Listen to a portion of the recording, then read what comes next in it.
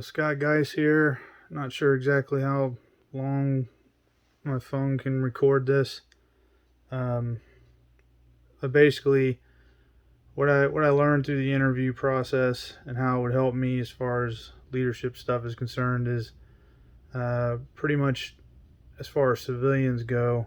Since my career was in the military, most of it was the same, except that I'm dealing with people that have maybe issues isn't the right word, but their walks of life with no structure and nothing to really lean on in the beginning is something that I've got to take into consideration greatly. Modeling the way is, I mean, that's something that, I've known forever. I mean, always set the example. Um, but it's important, I guess, to understand that most people, well, maybe we'll just say some people don't have that background or haven't really had that happen in their lives, and I'm a perfect example from when I was growing up. The military gave me the structure. Inspiring a shared vision, it's different than giving orders and just having things done. Um, Essentially, like what I learned from the interview is, Dr. Zebby Volpe, encouraged everyone basically first through the Lord, and then of course, I guess reminded them of why they were really there, and consistently reminded them of that, and then how, their efforts contributed to the whole, and of course the mission itself. Um, Challenging the process. Uh, for the interview, I would say the biggest thing I learned was, challenging the process as far as uh, not so much as process in the definition of what a process is, but he had to adapt, based on the different people that he was dealing with, to include his hires as well as his subordinates, and then of course the new crew members that would come on board. For my sake, as far as leadership goes, and with employees and things like that, challenge the process for me as to what I think leadership is. Again, dealing with civilians as a whole, um, and that it's not. There's no one solution to every problem. I mean, there never really is, but I mean, it's not a. I don't want to say that you have to necessarily always take their feelings into consideration, because sometimes their feelings can jeopardize, the objective or the mission.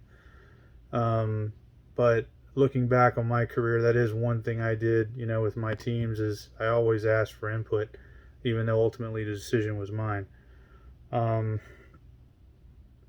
and by doing all of this, uh, enabling other people to act, or enabling others to act, that's exactly what happened, with Dr. Volpe. Is he by his actions and leading up to this point, he is enabling them because they feel secure. They feel like they're trusted.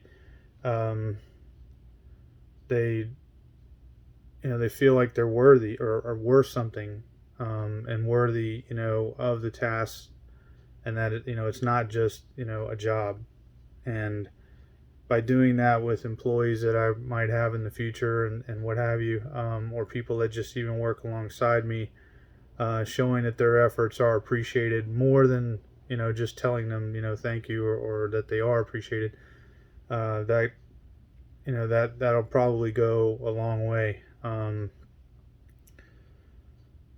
Encouraging the heart, that might be one of the biggest challenges, I think, because I know that we're supposed to be doing this from a Christian perspective, but and of course, not everybody believes, but and not everybody's in a position like Dr. Volpe is, in a mission itself, where people kind of already know that that's going to be uh, maybe not what's expected of them, but you know what's coming. Like they're expected to hear the word, or the message, and hear at least God and Jesus' name, but that's not, obviously, and it's not what most people are used to hearing on a daily basis. So, um, finding or seeing that he stuck, basically to his guns, so to speak, regardless of what they thought, or felt, and did not, shirk from his own faith, which, I would never do. Um, I think, that can be the biggest challenge. It might cost you employees. It might cost you, it might cost you, productivity, especially if you lose those employees, especially the way things are today, where it's hard to get anybody to do any work. And it's phenomenal that Dr. Volpe has people that are working, you know, essentially for free through the mission program, um, is the way I understand it, at least. I might be wrong on that, but I didn't ask. So, and every business owner I know and talk to, that's, while they're not, necessarily broaching the subject of religion or God or anything like that, they're already having just the struggle enough to keep employees working. Nobody wants to work because they were able to draw paychecks and things like that from home, because of the government and COVID and thing, excuse me, things like that. Excuse me. So I think that's, in the short time I got here, I think that's basically what I took away from the whole interview process. And I think it will help me going forward, if I happen to have more employees in the future. Because right now I'm pretty much doing everything on my own along with my wife. And while we make a great team, we're an anomaly, versus having to deal with, um, you know, outside personnel. So anyway, that's what I have. Thank you.